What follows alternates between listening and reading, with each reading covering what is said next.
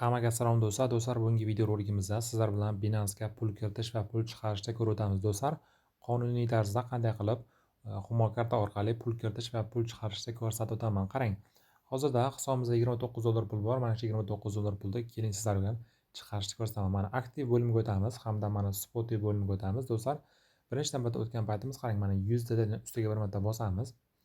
Bosilgan holatda qarang. Biz mana shuni hozir so'm qilishimiz kerak. So'm qilish uchun mana USDT qo'shish degan tugma bor. Shu tugmani bosamiz hamda mana bu joydan mana eng pastda tugma bor. Shu tugmani bosamiz. Qarang, bu joyda misol uchun qarang, biz sotib olmoqchi bo'lsak, mana shu joyga misol uchun necha pul sotmoqchi yozamiz. Misol uchun sizlar pul kiritmoqchisiz. Misol uchun yozasiz mana shu joyga misol uchun 1 million kiritaman desangiz, o'zi misol uchun mana 1 million so'm $79.1 bo'ladi ekan. Mana shu joyda misol uchun sizlar bemalol o'zingizda misol uchun kartangizga kiritib qo'ysangiz bo'ladi. Mana o'z balansini tanlab qoldirasizdan bemalol kiritib olasiz. Pul kiritish xuddi shunaqa. Endi hozir sizlarga sotishni ko'rsataman. Hozir mana USDT ni tanlab qoldiraman.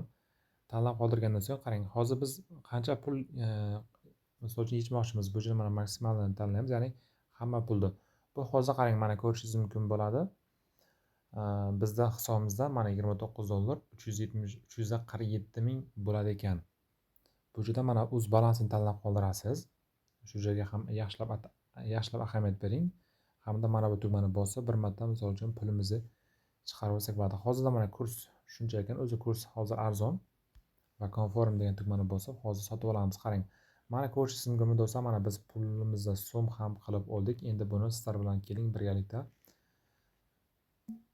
chiqarib olamiz. Endi hozir orqaga qaytamiz va spoti bo'limda mana ko'rishingiz mumkin va pulimiz paydo bo'ldi. Ustiga bir marta bosamiz. Qarang, bu yerda mana yechib olish degan tugma bor. Bosamiz va hozir sizlar bilan birgalikda pul yechib olamiz. Bu yerda mana bank karta bo'ladi va davom etish degan tugmani bosamiz va hozir sizlar bilan birgalikda pullarimizni chiqarib olamiz. Qarang, hozir mana bu joyda sizlar o'zlaringizni misol uchun Humo kartangizga kiritib qo'yasiz, raqamini yozib va misol uchun necha pul yechmoqchimiz. Mana pul yechish 5 ming so'mdan mana 20 million 600 ming so'mgacha bo'ladi ekan. Mana maksimal summani bosib misol uchun mana bu tugmani bir marta bosib pullarimizni chiqarib olamiz. Qarang, bu yerda mana pul yechish uchun 1% komissiya bor. Bizning hisobimizga 343 ming pul tushadi ekan. Mana bu tugmani bosib hozir sizlar bilan pulni chiqarib olamiz. Do'stlar, mana ko'rishingiz mumkin, mana men pul yechishga qo'ydim. Xuddi shunaqa tarzda sizlar ham misol uchun bemalol pullaringizni chiqarib olishga qo'ysangiz bo'ladi. Endi hozir mana ko'rishingiz mumkin bo'ladi. SMS xabarnomada bizga pulimiz tushgani haqida ma'lumot kelgan. Hozir sizlarga ko'rsataman.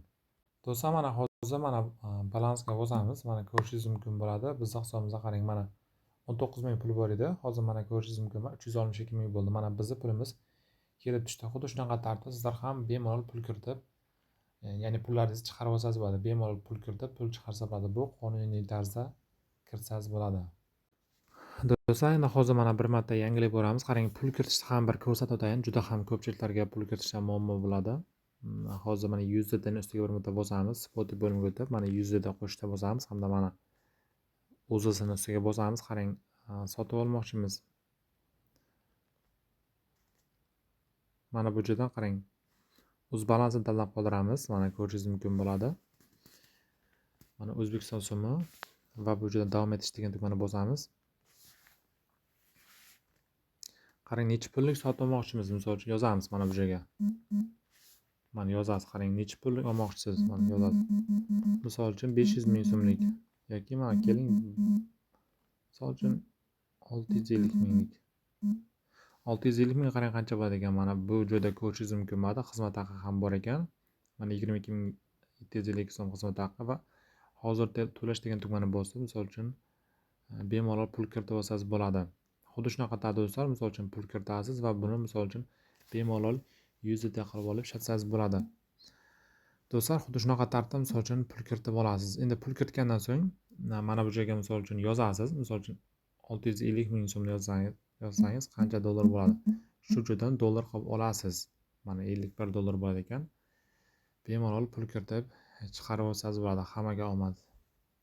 Videoga like bosib qo'yishni unutmang do'stlar. Barchaga omad.